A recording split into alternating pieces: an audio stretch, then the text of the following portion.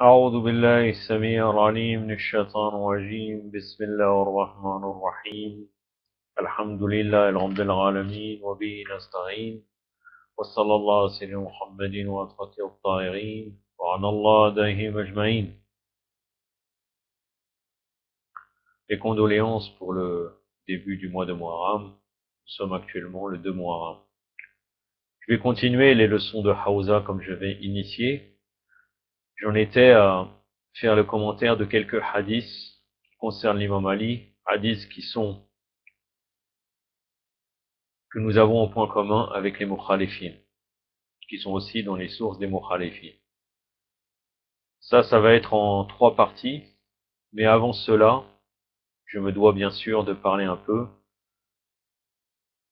de ce mois de deuil et comment l'aborder, quelles sont les actions à faire. Ça, à chaque fois que je ferai une vidéo jusqu'au 10 Muharram, je parlerai un peu de ce sujet, des actions à faire, des choses à ne pas faire. Peut-être une des actions les plus importantes pendant cette période, après porter le deuil, c'est le fait de réciter le Ziyarat Ashura. L'imam Mehdi al-Islam al-Jafar a recommandé à ses chiites 3 choses. La prière de la nuit, la récitation de Ziyarat Ashura et la récitation de Ziyarat Jamirat al-Kibira.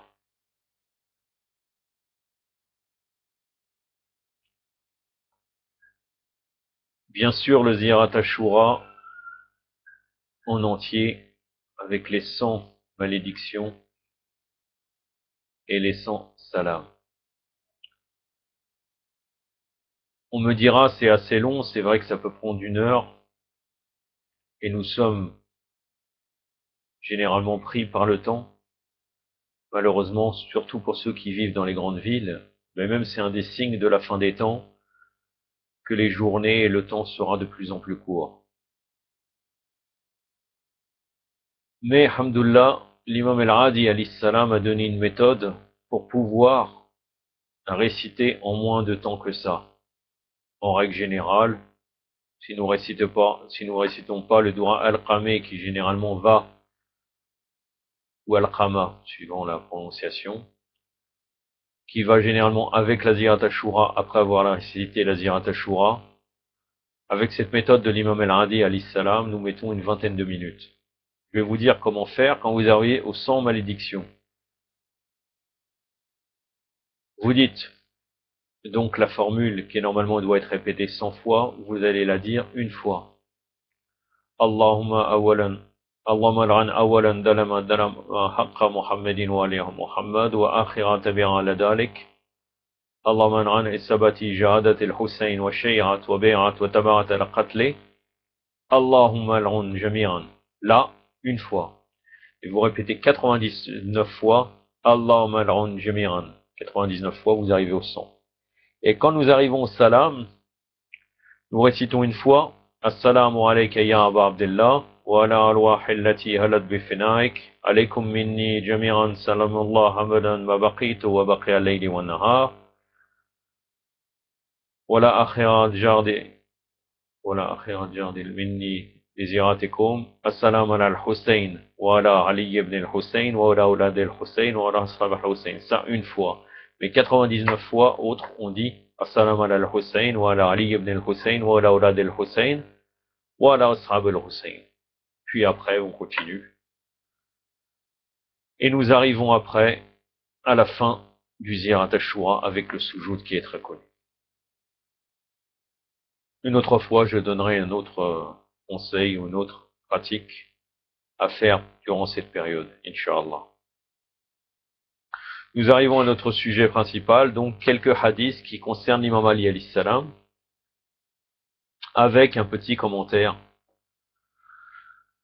Donc le premier hadith, qui est très connu, le prophète sallallahu alayhi wa alayhi a dit, quiconque m'obéit, obéit en fait à Allah, et quiconque me désobéit, désobéit en fait à Allah, et quiconque obéit à Ali, m'obéit, et quiconque désobéit à Ali, alayhi salam, me désobéit. Ça, c'est dans la source des sources des Mukhalifin qui s'appelle Mustadrak al-Sahihain, le volume 3, Marifat al-Sahaba, page 121, et dans les sources de nous, le Bihar el-Anwar, le volume 38, page 129. Donc ce hadith est confirmé par la plupart des grands ulama, et c'est la parole même du prophète sallallahu alayhi wa sallam.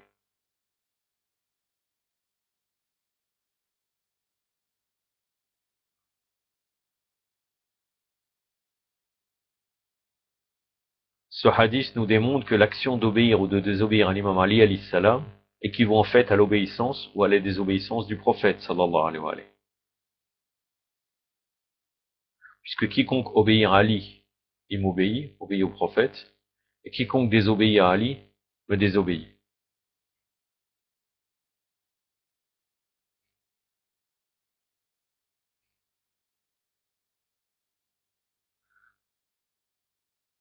Donc si on désobéit,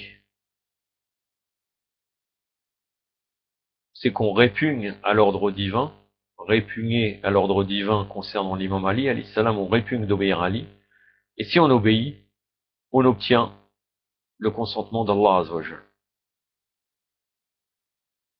Donc la volonté ou l'aversion envers l'imam Ali, c'est la manifestation directe de la volonté ou de l'aversion de la dite personne envers Allah azza wa jalla.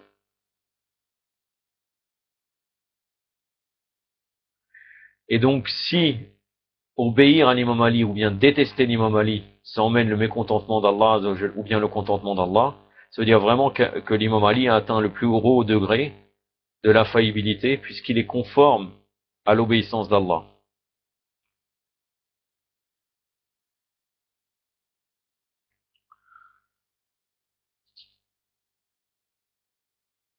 Donc quiconque veut obéir à Allah doit obéir au prophète sallallahu alayhi wa sallam et obéir bien sûr invariablement à l'imam Ali alayhi salam.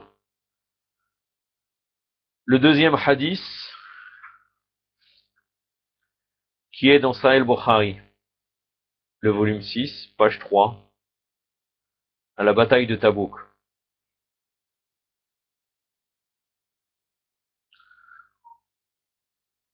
Il est écrit que le messager d'Allah sallallahu alayhi wa sallam, quand il est parti à Tabouk pour une bataille, il nomma Ali comme son successeur, c'est-à-dire à la Médine. L'imam Ali alayhi salam lui dit: me laisseras-tu seul parmi les enfants et les femmes? Et le prophète de répondre: ne serais-tu point content de voir ton rang ressembler à celui d'Haroun envers son prophète, son frère Moïse, pardon, alayhi salam, à cette différence qu'après moi il n'y aura plus aucun autre prophète. Et ce hadith est confirmé dans la plupart des livres des Mukhalifin et bien sûr chiites, unanimement et avec très peu de différence. Donc ça a été rapporté maintes fois dans divers livres des Mukhalifin. Et par exemple, dans le livre Kifayat al-Talib, il est dit, c'est un hadith dont la majorité des ulama ont confirmé l'authenticité. Car des narrateurs de hadith l'ont raconté dans diverses périodes de l'histoire islamique. Des gens tels que Abdullah al-Bukhari dans son Sahih, Muslim ibn Hajjaj dans son Sahih, Abi Daoud dans son Sunan, Abi Isa Tirmidhi dans son Jamir, Abi Abdurrahman Nisahi dans son Sunan, et aussi Ibn Majah al-Khazwini dans son Sunan. Ça fait partie, on y appelle ça les Setat Sahih, les 6 Sahih reconnus par les Mukhalifin. Les Mukhalifin, on peut dire traditionnels, puisque maintenant, les Salafiyin ne croient plus à ces livres-là. Pour eux, il y a un tri.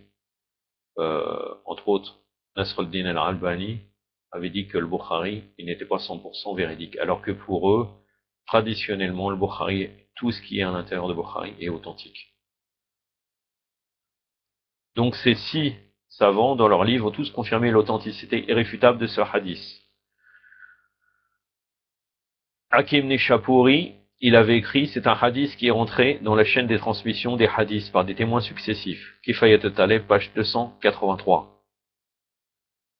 Donc ça prouve communément le rang qu'avait Haroun par rapport à son frère Moussa alayhi salam, tout comme l'imam Ali alayhi salam avait par rapport au prophète sallallahu alayhi wa sallam.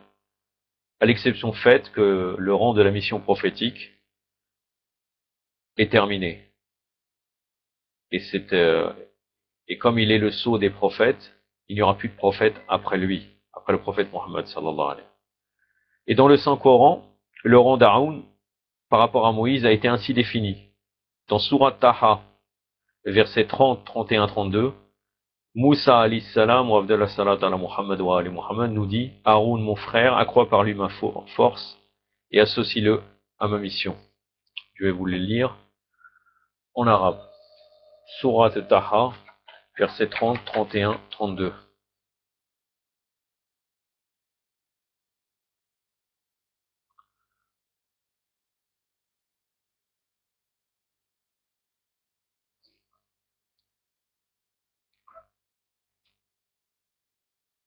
C'est la sourate numéro 20. أعوذ بالله السميع العليم من الشيطان الرجيم هارون الأخي أسدد به الأزري وأشركه في أمري صدق الله العلي العظيم. Donc, Haroun mon frère, fortifie-moi par lui, associe-le à ma tâche. Un autre verset, Moussa alayhi salam nous dit à son frère Haroun, remplace-moi auprès de mon peuple et agis en bien. Et ne suis pas le sentier des moufsidines, c'est-à-dire là des malfaiteurs, des corrupteurs, fauteurs de désordre. Surat al-Araf, verset 142. La Surat al-Araf est la sourate numéro 7, le verset 142. C'est la fin du verset, c'est au milieu du verset. أعوذ بالله السميع العليم من الشيطان الرجيم وقال موسى لأخي هارون خلفني في قومي واصلي ولا تتبع سبيل المفسدين صدق الله العلي العظيم. Moïse dit alors à son frère Haroun, remplace-moi dans mon peuple, fais pour le mieux et ne suis pas la voie des corrupteurs. Donc là, on peut voir que ce rang, le rang de l'imam Ali alayhi salam, qui est dit à travers ce hadith et qu'on peut voir en observant les versets coraniques qui parlent de Haroun, puisque le prophète sallallahu alayhi wa sallam a comparé l'imam Ali alayhi salam avec le prophète Haroun alayhi salam. Donc on peut voir que là, son rang, il se résume en 5 choses. Le ministère, puisque là, il va le remplacer auprès de son peuple.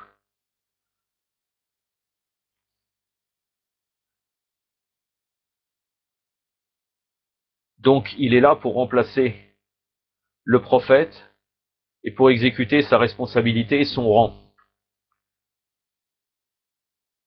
Et ce rang est discuté dans ce hadith qui est connu comme le hadith d'éminence, mais se trouve aussi dans les autres narrations, dans les livres de hadith et dans les interprétations des mukhalifin, et mentionne le rang éminent et illustre d'Ali ibn Abi Talib alayhi salam. La fraternité, comme la fraternité d'Haroun avec Moussa alayhi salam, est un lien de sang.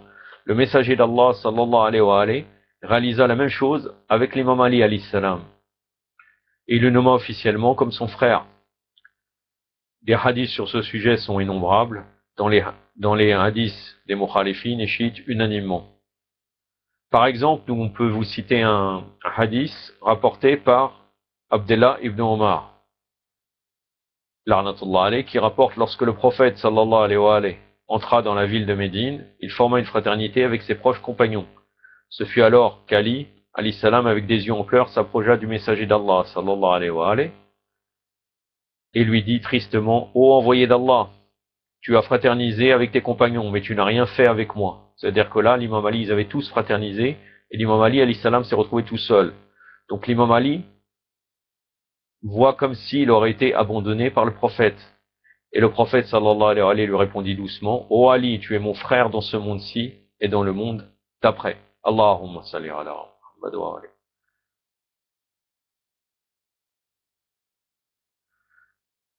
Et la demande de protection, c'est-à-dire il est devenu un protecteur de la charia, l'imam Ali, de la même manière que Moussa, il supplia à Allah de le fortifier avec la présence de Haroun.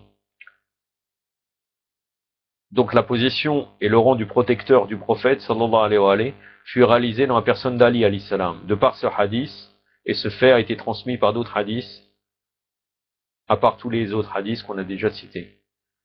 La participation dans toutes les entreprises, de même qu'Haroun était l'associé de Moussa alayhi salam dans toutes ses affaires et ses entreprises, de par ce hadith et à l'exception du rang de la mission prophétique Nubuwa, puisque le prophète sallallahu alayhi wa alayhi est le sceau des prophètes, ce rang fut uniquement accordé à l'imam Ali alayhi salam. Le califat, tout comme Haroun était le calife de Moïse alayhi salam, de même le califat d'Ali est prouvé ici, de par ce hadith, et d'une manière incontestable.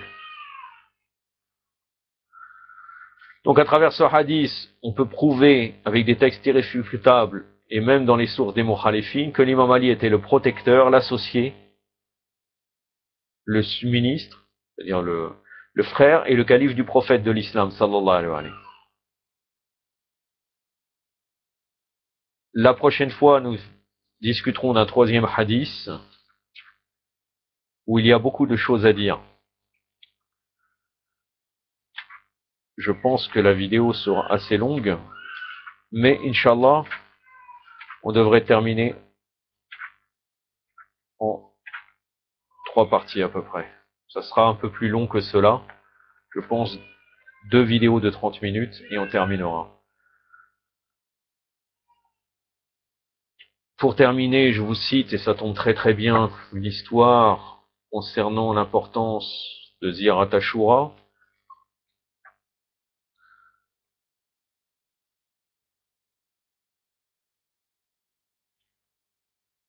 Défunt Ayatollah Sayyid Mohammed Hosseini Shirazi, petit-fils du défunt grand Ayatollah al-Uzma Mirzani Shirazi.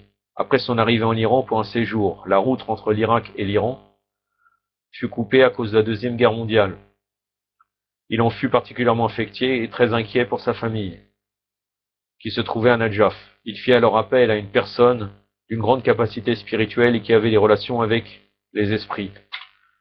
Mais bien sûr, sans pareil noctis, ce n'est pas les spirites. Il lui posa 2 questions en rapport avec son problème, et comme les réponses étaient précises et dignes de foi, il fut tenté de lui en poser une 3e. Quel est le meilleur acte à accomplir en vue du voyage dans l'autre monde? Après quelques conseils et recommandations d'usage, enfin cette réponse précise, le meilleur acte à accomplir en vue du voyage dans l'autre monde est de réciter la Ziyarat Ashura. Allahumma salli ala Muhammad wa ala. Et c'est ainsi que jusqu'à la fin de sa vie, défunt Ayatollah Sayyid Mohammed Hosseini Shirazi récita avec assiduité et régularité la Ziyarat Ashura. Allahumma salli ala Muhammad wa ala Muhammad. La prochaine fois, j'aurai terminé avec le dernier récit du livre, qui est le livre Manifestation de la Ziyarat Ashura, que je conseille à tous. C'est un très bon livre, spirituel, et dans la ligne de Ahlul Bayt, puisque ça va dans le sens que l'imam Mahdi nous a conseillé de lire le Ziyarat Ashura, et ça montre son importance et ses effets bénéfiques. Nous nous dirigeons vers Karbala pour saluer l'imam al-Hussein alayhi salam. Il y a une manière qui dit que si nous ne faisons pas réciter le Ziyarat Ashura, nous pouvons nous diriger vers lui et dire orientez-vous vers là, Qibla pour ceux qui sont en Occident, et nous disons Assalamu alayk, sallallahu alayk ya Aba Abdullah, sallallahu alayk ya Aba Abdullah, sallallahu alayk ya Aba Abdullah, wa rahmatullahi wa barakatuh. Wassalamu alaykum wa rahmatullah.